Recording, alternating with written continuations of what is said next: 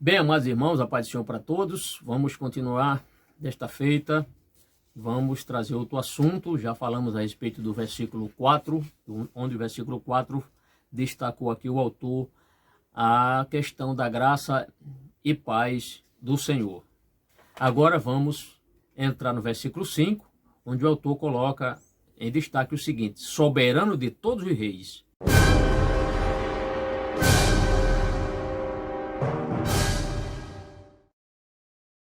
Vamos ler o versículo 5 do Apocalipse. E de Jesus Cristo, que é a testemunha fiel, o primogênito dentre os mortos e o soberano dos reis da terra. Ele nos ama e nos libertou dos nossos pecados por meio do seu sangue. Então observem, está falando aqui a respeito do testemunho e de Jesus Cristo, que é a testemunha fiel. Jesus é mais do que uma testemunha fiel, porque ele é fiel e verdadeiro. E ele é o primogênito dentre os mortos. Vamos explicar isso aqui também. O texto mostra isso, o primogênito dentre os mortos. Como compreender? Em que sentido Jesus é o primogênito dos mortos? Não houve na história, inclusive na Bíblia, pessoas que já morreram e ressuscitaram. Como é que fica? Por que Jesus é o primogênito dos mortos?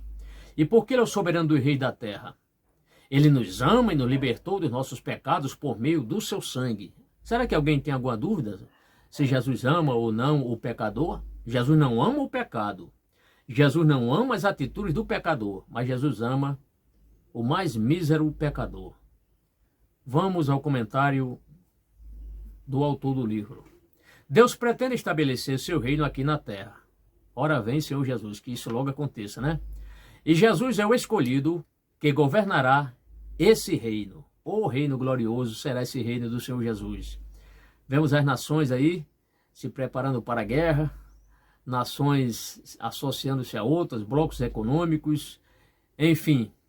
E a gente vê que o homem só vai de mal a pior. Nações guerreando contra outras nações, se preparando para enfrentar outras nações. Há muitas inimizades entre nações e nações, entre presidentes e presidentes. Mas chegará um dia, amados irmãos, onde o Senhor Jesus Cristo há de reinar sobre toda a terra. E ele é o escolhido de Deus que governará esse reino celestial aqui na terra. Já antes de seu nascimento, um anjo visitou sua mãe, a Virgem Maria, e disse que ela teria um filho que se sentaria em um trono e que teria um reino eterno. Aquela promessa do anjo Gabriel, quando falou que Jesus iria realmente se sentaria em um trono e que teria um reino eterno. A promessa do anjo dada por Deus, e este passou para Maria. Então, desde o seu nascimento, ou antes do seu nascimento, Jesus, ele veio com esse propósito. Veio com esse propósito primeiro, como o Cordeiro de Deus, foi aos céus, né? Foi para a cruz, morto, foi levado para o sepulcro, de lá ressuscitou, foi para os céus, mas prometeu voltar. A promessa de que Deus enviaria seu filho, Jesus, pela primeira vez, para morrer na cruz, se cumpriu, não é? Então a promessa já se cumpriu. Desde o Gênesis 3 verso 15, né? Onde o Senhor promete enviar o descendente da mulher, que esmagaria a cabeça da serpente. Então essa promessa Deus cumpriu fielmente. Portanto, muitos acreditam que a promessa de que Deus enviará seu Filho, Jesus, pela segunda vez para governar sobre todas as coisas também se cumprirá. Nós cremos, sim. E mesmo porque Jesus já prometeu, antes de ir aos céus, prometeu aos seus discípulos que um dia vai retornar para nos levar para si mesmo. Ele foi preparar lugar e nós iremos habitar com ele. Notem bem, Jesus é chamado aqui, nesse texto de Apocalipse 1, versículo 3, de 3 designações aqui. Observem, o texto diz, e de Jesus Cristo, que é a testemunha fiel, o primogênito dentre os mortos e o soberano dos reis da terra. Vamos explicar isso aqui agora. Primeiro, a testemunha fiel. Por que essa designação, Jesus é testemunha fiel? O autor explica. Jesus foi fiel em todas as coisas que Deus lhe deu. Ele foi fiel até a morte e morte de cruz. Ele era a palavra que se fez carne. No princípio era o Verbo, e o Verbo estava com Deus, e o Verbo era Deus, né? Um exemplo fiel da natureza do Deus vivo, Jesus. Então, Jesus é a palavra que fez carne. O autor aqui explica essa designação, palavra que se fez carne. Ele diz assim: a palavra Jesus se tornou ser humano. Ser humano. Número 2. Também Jesus é chamado aqui, nesse texto, no versículo 5, o primogênito dentre os mortos. Como explicar isso, pastor? Tantas pessoas já morreram. Eu acho que Jesus não é o primogênito dos mortos. Opa, peraí. Jesus sim é o primogênito entre os mortos. Vamos explicar por quê. Mas, pastor, não teve o filho da viúva de Naim, não ressuscitou? Lázaro, a filha de Jairo, né? No Antigo Testamento, lá, naquela situação de Elias e Eliseu. Então vamos lá, certo? O primogênito dentre os mortos. Jesus, ouça bem, Jesus foi o primeiro a morrer e a ressuscitar dos mortos. Jesus foi o primeiro a morrer e a ressuscitar dos mortos. E aqui ele explica, ele nunca morreu novamente. Aqui está o sentido claro, porque Jesus é chamado, designado, amados irmãos, o primogênito, porque ele morreu e ressuscitou para nunca mais morrer. Onde está Lázaro? Morto. Onde está o filho da viúva de Naim? Morreu.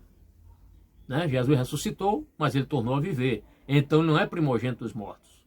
Jesus aqui, ele é citado, ele recebe essa designação verdadeira e acertadamente, o primogênito dos mortos.